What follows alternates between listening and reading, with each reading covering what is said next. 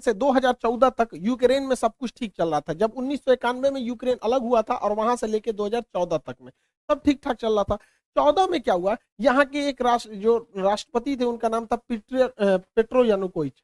ये जो थे ये रूस के समर्थक थे। रूस कह रहा था कि तुम यूक्रेन को यूरोपीय यूनियन में शामिल मत करो, क्योंकि अमेरिका की एक चाल है, इन यूरोपीय यूनियन में शामिल करता है उसके बाद उनको नाटो का सदस्य बना लेता है। नाटो के जितने देश हैं वो किसी भी देश को मिलकर मारते हैं। अब उसमें सारे खतरनाक खतरनाक देश है, जैसे उसमें इंडिया, चाइना, जापान, पाकिस्तान इस साइड वाले नहीं है, ज्यादातर यूरोप और अमेरिका वाले। उसमें फ्रांस भी आ जाता है, ब्रिटेन भी आ जाता है, अमेरिका, इटली, ये सब आ जाते हैं। तो यूरोपीय यूनियन में रूस ने मना किया यूक्रेन को जाने के लिए। हालांकि पेट्रो जो थे रूस के समर्थक थे, लेकिन जनता चाहती थी वो यूरोपीय यूनियन में जाए। ये लास्ट मोमेंट पर पेट्रो ने अपना डिसीजन बदला, जिस वजह से यूरोपीय यूनियन में शामिल कराने वाली जनता जो थी वो यूक्रेन के राष्ट्रपति का विरोध कर दी, जिस वजह से ये 2014 में भाग के यूक्रेन में चले गए, रूस में चले गए। और यहाँ एक सरकार आई जो इसे यूरोपीय यूनियन में शामिल कराने के लिए हामी भर दी, जिससे रूस नाराज होकर यूक्रेन का निचला भाग क्रीमिया अपने हमला करके ले लिया। इससे फायदा क्या हुआ रूस को कि ये एजोव सागर पर कंप्लीट कब्जा हो गया रूस का, अपनी नौसेना से कब्जा कर लिया क्रीमिया का। क्रीमिया पर कब्जा जब हुआ 2014 में तो पूरी दुनिया देखते रह गई, किसी ने कुछ भी नहीं किया रूस के खिलाफ, और इस क्रीमिया द्वीप पर कब्जा हो गया। और नीचे जो काला सागर है, क्रीमिया के नीचे जो सागर है काला सागर, यहाँ पर इजिली रूस का वर्चस्व स्थापित हो गया। उस समय भी पश्चिमी देश रूस पर प्रतिबंध लगा रहे थे, और दुनिया के जो 8 शक्तिशाली अर्थव्यवस्था वाले देश हैं जिन्हें G8 कहा जाता है, नक्शा से देखेंगे तो आराम से याद हो जाएगा। बीच में 4 देश याद रखिएगा, ब्रिटेन, फ्रांस, जर्मनी, इटली, ये याद रहेंगे, Britain, France, Germany, Italy. Europe में यही 4 फेमस देश है, ब्रिटेन, फ्रांस, जर्मनी, इटली। 2 ऐसे हो, 4 ऐसे हो गया, 2 इधर से रूस, जापान, और 2 इधर से कनाडा और अमेरिका। कनाडा, अमेरिका, रूस, जापान, और बीच में जर्मनी, यहाँ पे इटली, ब्रिटेन, फ्रांस, ये 8 देश थे G8। इसमें से 2014 में रूस को बाहर निकाल दिया सब, तो G8 जो था वो बच गया G7। तो G8 अब नहीं रहा, क्रीमिया की वजह से ही, यूक्रेन की वजह से ही ये मामला अभी आपको समझ में आ रहा होगा कि ऐसा विवाद हो रहा है। ये चलते आ रहा है, 2014 से ही चलते आ रहा है। तो वो हो गया G7 हो गया, जिसमें से रूस को बाहर निकाल दिया। उसके बाद 2015 में मिन्स्क एग्रीमेंट साइन किया गया। इस एग्रीमेंट में यूक्रेन ने कहा कि भैया हम लोग अब लड़ाई झगड़ा नहीं करेंगे। यूक्रेन भी ध्यान रखेगा कि यूरोप तथा अमेरिका का प्रभाव यूरोप में बढ़ने न दे। लेकिन सब गड़बड़ कब हो गया, जब यूक्रेन ने 2017 में कहा कि वो नाटो ज्वाइन करना चाहता है। नाटो का फुल फॉर्म होता है नॉर्थ अटलांटिक ट्रीटी ऑर्गेनाइजेशन। इसका स्थापना 1949 में हुआ था। वर्तमान में इसमें 30 देश आ गए हैं, और ये 30 शक्तिशाली, कनाडा है, America, Britain, France, Italy, Germany, ये जितने खतरनाक देश हैं सब हैं। और ये मेनली रूस को काउंटर करने के लिए। और इस नाटो का आर्टिकल संख्या 5 कहता है कि नाटो के 30 देश किसी को मारे कोई दिक्कत नहीं है, लेकिन इन 30 में से किसी एक को अगर कोई दूसरा देश मारेगा तो 30 मिल के मारेंगे। अब बताइए, यूक्रेन अगर नाटो का सदस्य बन जाएगा तो नाटो के नियम के अनुसार जो भी नाटो का सदस्य है वहां किसी भी देश की सेना आपस में वहां जा सकती है। तो यूक्रेन जिस दिन नाटो का सदस्य बनेगा, अमेरिका की सेना यूक्रेन में भी आ सकती है। अब बताइए कोई देश कैसे बर्दाश्त कर सकता है कि उसका पड़ोसी देश जो उसी से टूटा हुआ है और उसके सीधाने ले आके दुश्मन को बैठाए, और एक दूगो ने पूरा ग्रुप के दुश्मनों को बैठाए। अब अमेरिका यहाँ आएगा, अमेरिका एक को गोली चलाया और रूस भी चलाएगा, तो हो गया नाटो के आर्टिकल 5 का उल्लंघन। अब पूरे 30 मिलकर मारेंगे, तो अमेरिका यहाँ आके बैठ जाएगा और कमजोर स्थिति का जब फायदा उठा के उस पर हमला कर देगा और पूरा सेना का जमावड़ा लगा देगा। यही है मेन विवाद का जड़। इसमें यूक्रेन कुछ भी नहीं है, सारा विवाद फैलाया है अमेरिका और नाटो ने। बेचारा भुगत रहा है यूक्रेन। यूक्रेन को भी समझना चाहिए कि आप तब तक ही पैर फैलाइए जब तक दूसरे को तकलीफ नहीं हो। कोई भी देश अपनी राष्ट्रीय सुरक्षा को ध्यान में रखता है, ये जरूरी है। अब देखिए नाटो में इतने देश हैं, ये जितने रेड कलर के हैं सब नाटो के देश। अब आप ही बताइए, यहाँ पर रूस है, रूस के सीधाने इतने दुश्मन देश है।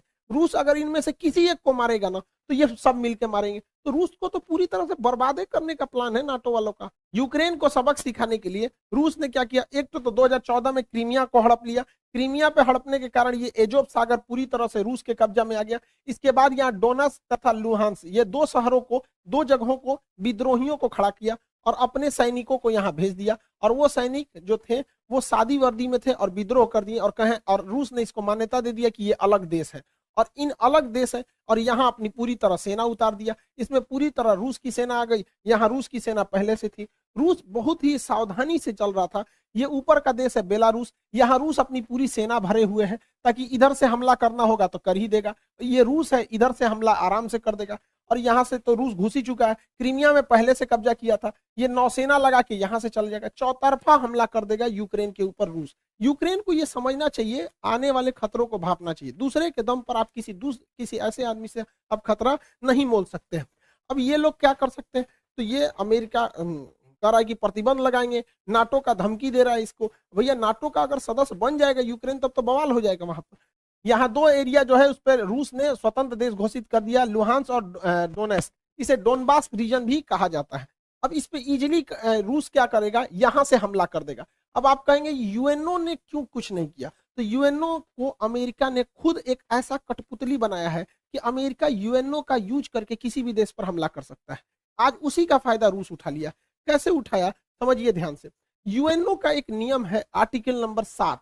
आर्टिकल 7 कहता है कि कोई देश किसी दूसरे देश पर हमला नहीं कर सकता है, लेकिन अगर कोई देश से कोई छोटा सा राज्य टूटकर अलग होना चाहता है तो उसे स्वतंत्रता है, और अगर वह देश उस पर अत्याचार कर रहा है तो पड़ोसी उस पर मदद के लिए जा सकता है। नहीं समझे, अब समझिए कैसे होता है। ये रूस ने इन 2 देशों को मान्यता दे दिया कि ये अलग देश है, अलग देश है। और आर्टिकल 7 यूएनओ का कहता है कि किसी भी देश की मदद के लिए दूसरा देश आ सकता है। तो यहां पर स्वतंत्र देश की मान्यता दे दिया, यहां किसी को प्रधानमंत्री राष्ट्रपति बैठा दिया, और उसने लेटर लिख दिया किसको, रूस के राष्ट्रपति को, कि हमें सैन्य मदद दीजिए, और इसके सैन्य मदद के आधार पर इस पे हमला कर दिया यहाँ पर। और कह रहा है ये स्पेशल मिलिट्री ऑपरेशन है। युद्ध है नहीं, ये स्पेशल मिलिट्री ऑपरेशन है। यही तो किए थे अमेरिका ने अफगानिस्तान में, यही तो अमेरिका ने किया था इराक में, यही तो अमेरिका ने माली में किया, यही अमेरिका ने सीरिया में किया, यही अमेरिका ने लीबिया में किया, यही अमेरिका मिस्र में किया था, यही अमेरिका वियतनाम में किया था, यही अमेरिका कोरिया में किया था। तो जब अमेरिका करेगा तो गलत नहीं है, रूस कर दिया तो गलत है। यहाँ पर आर्टिकल 17 यूएनओ में कोई भी चीज बर्बाद, यूएनओ क्या कर पाएगा। एंटोनियो गुटेरेस फिलिस्तीन पिटाता है, क्या कर लेते हैं, कुछ नहीं। कश्मीर का मुद्दा आज तक अटका हुआ है, क्या कर लिया इन लोगों ने। तालिबानी जब अफगानिस्तान में आतंक मचा रहे थे, क्या कर लिया इन लोगों ने। ये कुछ भी नहीं है, यूएनओ मतलब कुछ नहीं, तमाशा है। अमेरिकी खुफिया एजेंसी सीआईए कह रही थी कि 16 फरवरी को सुबह 5 बजे रूस यूक्रेन पर हमला कर देगा। अरे बैल है ये रूस, जब थोड़ा बता के हमला करेगा। उस दिन हमला करना भी रहता तो नहीं करता, पहले से पता। तो रूस ने क्या किया, उस दिन पीछे हट गया। पीछे भाई समुद्र की लहरें अगर पीछे हटती हैं तो सुनामी की पहचान होती है। गधों को लगता है कि पीछे जा रहा है वहां पे। देखिए इसमें क्या था कि चीन का रूस से काफी अच्छा संबंध है।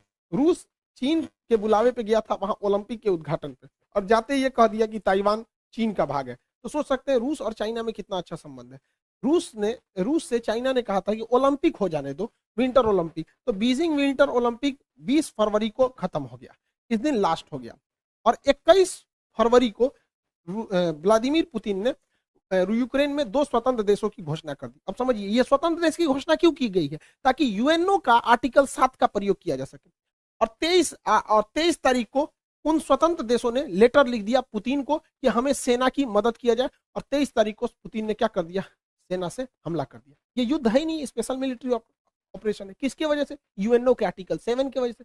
इस हिसाब से हम लोग भी पाकिस्तान में हमला कर सकते हैं। किस तरह से, वहां पर जो बलूचिस्तान है वहां के लोग अगर लिख के दे देते हैं कि हमारी मदद कीजिए, तो हम लोग भी मार सकते हैं। आज यूएनओ क्या कहता है, जिसकी लाठी उसकी भैंस। इसी हिसाब से यूएनओ चल रहा है यहाँ पर। अब इसके बाद हमला यहाँ पर तेज कर दिया गया, रूस ने इसके ऊपर हमला कर दिया यूक्रेन पर। हालांकि जब यूएसएसआर का हिस्सा था तो यूक्रेन का काफी विकास किया था रूस ने। आप देखिए कैसे, ये है आपका यूक्रेन का काफी विकास किया था। जितने भी उस समय के जहाज बनते थे मिग 21, आज भी मिग 21 यूक्रेन में ही बनता है। जितने पानी वाली जहाजें रूस के यूएसएसआर के समय बनी, सब यूक्रेन में। यूक्रेन के लोग आज इसको बनाना भूल गए हैं। हाल ये हो गया है, जब यूक्रेन पर युद्ध के बादल मंडरा रहे थे तो यूक्रेन के इंजीनियर जहाजें बनाना भूल गए थे। तुर्की को बोले कि हमारे लिए जहाज बना दो। तो ये तो यूक्रेन की गलती है। यूक्रेन में काफी विकास किया था। यूक्रेन में ही प्रीपेड शहर बसाया गया था, जहां चेर्नोबिल दुर्घटना हो गया था 1986 में, परमाणु दुर्घटना। उसकी राजधानी कीव के पास है। तो यूक्रेन में कोई भी देश इतना ज्यादा लगाव रखेगा और वो देश दूसरे देश को कहेगा कि नाटो सेना यहाँ लगाओ, तो भड़कबे करेगा। यूक्रेन में आज भी 30% लोग रसियन भाषा बोलते हैं। पूर्वी यूक्रेन के लोग तो इजीली मान लेंगे कि वो रसिया के हैं, और रसिया इसको छोड़ेगा भी नहीं यहाँ पर, क्योंकि कोई भी देश अपनी सुरक्षा को सर्वोपरि रखता है। यूक्रेन जो है आज भी जो सेना के हथियार बनते थे, टैंक वगैरह, वो रूस यूक्रेन में बनाता था, क्योंकि वो चाहता था कि 15 देश खुल के रखे। आज भी पाकिस्तान के टैंक जो है वो यूक्रेन के ही बने हुए हैं।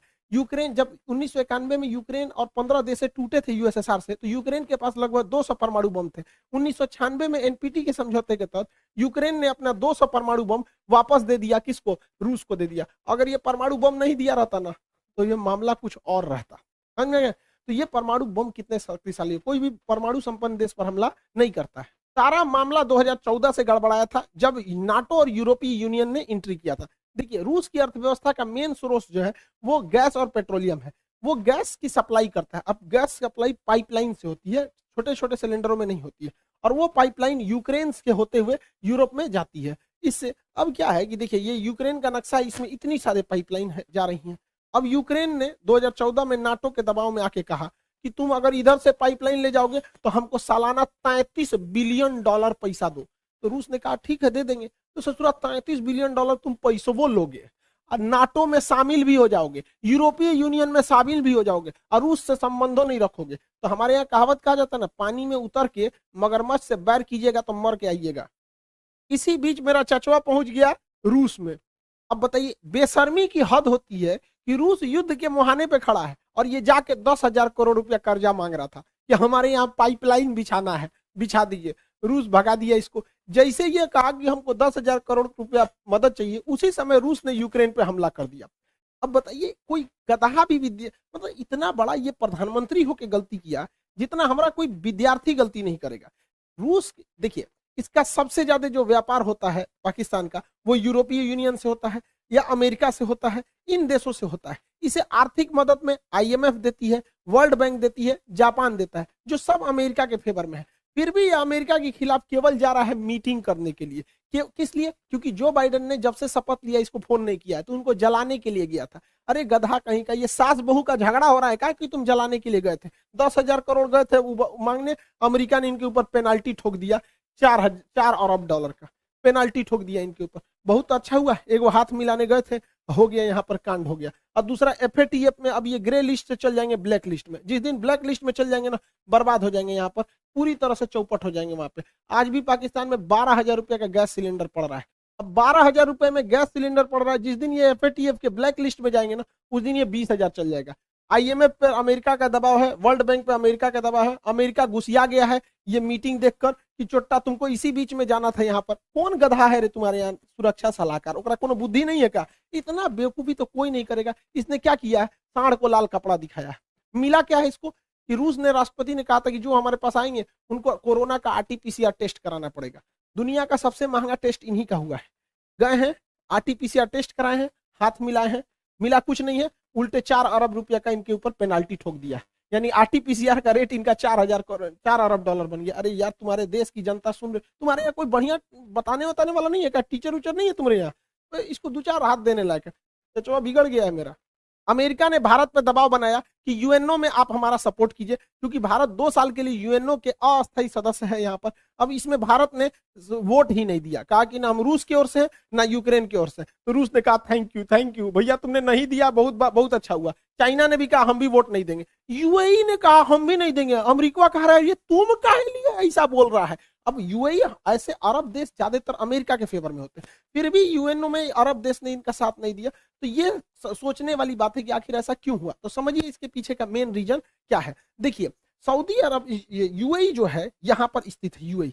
यूएई के नीचे यमन है, यमन में हैती विद्रोही है सब, और इन विद्रोहियों को ईरान का साथ प्राप्त है। अगर यूएई रूस के खिलाफ जाएगा तो रूस की दोस्ती है ईरान से, वो ईरान को फोन करेगा, ईरान हैती विद्रोहियों को फोन करेगा, हैती विद्रोही यूएई को बजा देगा सब पकड़ के। तो एक रीजन ये है। दूसरा रीजन ये है कि ईरान के पास भी पेट्रोलियम है, रूस के पास भी पेट्रोलियम है और यूएई के पास भी पेट्रोलियम है। तो इन्हें दोस्तों को साथ में रख के पेट्रोलियम के लेवल को, मतलब प्राइस को कंट्रोल करने में भी मदद मिलेगी। अमेरिका इजराइल पर भी दबाव बना रहा है कि इजराइल यहाँ पर सीरिया में बम्बार्डमेंट कर दे ताकि रूस का ध्यान भटक जाए, लेकिन इजराइल ऐसा करने से मना कर दिया। क्यों? क्योंकि सीरिया में S-400 मिसाइल सिस्टम तैनात है, और यहां से अगर इजराइल को आगे बढ़ना होता है तो रूस से परमिशन लेना होता है। और अगर रूस से दुश्मनी लेगा इजराइल अमेरिका के चक्कर में आके, तो रूस इनका भी उपाय कर देगा। सीरिया के बगल में है लेबनान, लेबनान में हिजबुल्लाह नामक आतंकवादी संगठन है। अब इजराइल की दुश्मनी है ईरान से, रूस कहेगा ईरान को कि तुम अपना सारा आतंकवादियों का हथियार सीरिया में भेजो, अब सीरिया से वो जाएगा लेबनान में, और लेबनान में उस हथियार को लेगा हिजबुल्ला, और वो मारेगा इजराइल को। तो इजराइल ने कहा कि देख भैया, रूस जो है ना सबका उपाय रखा है, इस मिडिल ईस्ट में कोई चू चाय करता है ना तो रूस सीधे किसको करता है, ईरान को करता है, और ईरान सबको कंट्रोल करके रखता है।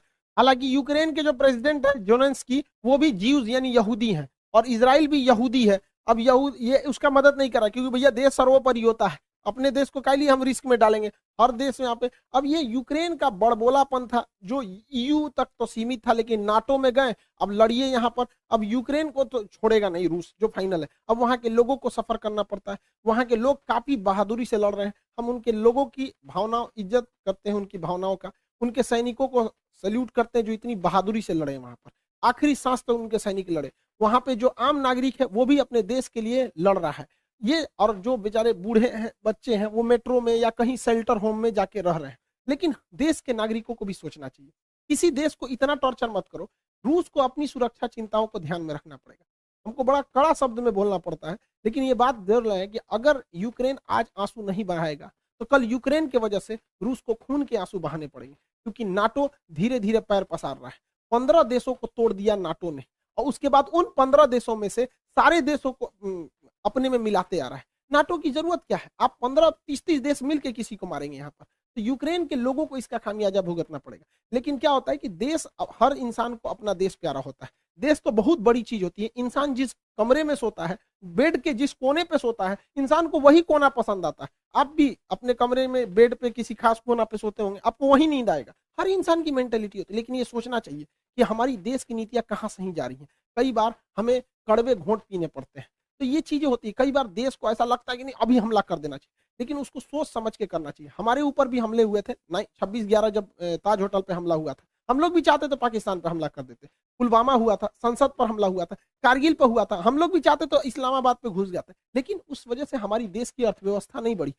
अब क्या है, धीरे धीरे हमारी अर्थव्यवस्था बढ़ रही है, धीरे धीरे पाकिस्तान खुद ही बर्बाद हो जाएगा। तो ये यूक्रेन के लोगों को सोचना चाहिए कि ऐसा ना करे कि रूस जैसे देश से, इतने बड़े देश से दुश्मनी ले ले। अभी रूस का पूरा फुल प्लान क्या है, वो वायुसेना से भी हमला कर रहा है, थल सेना से भी कर रहा है, नौसेना से भी कर रहा है। वो चारों ओर से घेर चुका है यूक्रेन को, और कोई मदद के लिए नहीं आया। ये दुनिया के लिए भी एक लेसन है कि जब तक अपने पैर पे नहीं खड़े रहेंगे तब तक कोई मदद करने के लिए नहीं आएगा। कोई आएगा कैसे मदद करने के लिए आपके ऊपर? आपकी खुद की परछाई भी ना अंधेरे में आपका साथ छोड़ देती है, तो दूसरे से क्या उम्मीद कर रहे हैं? मुसीबत पड़ने पे हर इंसान साथ छोड़ देती है, जब अंधेरे में परछाई ने छोड़ दिया तो। व्लादिमीर पुतिन का सीधा सा डिमांड है कि रूस, ये यूक्रेन और नाटो लिखित दे कि वो कभी भी यूक्रेन को नाटो में शामिल नहीं करेंगे।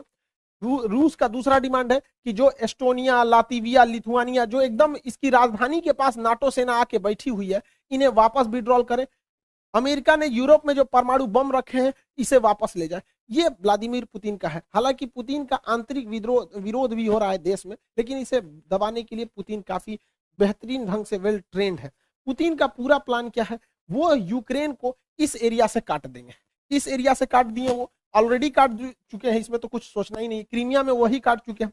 अब ये है एक देश है जिसका नाम है मोल्डोवा। व्लादिमीर पुतिन क्या किए, बहुत पहले से प्लानिंग के तहत मोल्डोवा के इस क्षेत्र को विद्रोहियों द्वारा आजाद करा दिए हैं। इधर विद्रोही क्षेत्र है, ट्रांसनिस्ट्रिया नामक इस देश को बना दिए हैं यहाँ पर। अब उनका फुल प्लान है कि यहां से यहां ये एरिया को काट देंगे यूक्रेन का, जिससे यूक्रेन धीरे धीरे एक लैंड लॉक कंट्री हो जाएगा, और ये पूरी तरह से लैंड लॉक हो जाएगा। नीचे से कोई मतलब ही नहीं बनेगा यहाँ पे, ताकि इसकी नौसेना इधर, अक्सर नाटो की नौसेना इधर आ जाती थी।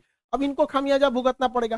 क्यू में उसकी सेना घुस चुकी है, रूस की सेना चारों ओर से घुस चुकी है। अब ये वेट एंड वॉच करेंगे लोग, जल्दी से जल्दी जेलेंस्की जो है वहां पे वो सरेंडर कर दे। और रूस की सेना बहुत शक्तिशाली है, कई देश मदद के लिए आए हैं, लेकिन इससे बहुत कुछ नहीं हो पाएगा। लेकिन रूस के लिए भी है, जितने देर होगा युद्ध में उतने रूस के लिए समस्याएं बढ़ेंगी, उसके ऊपर सैंक्शन जो है वो और ज्यादा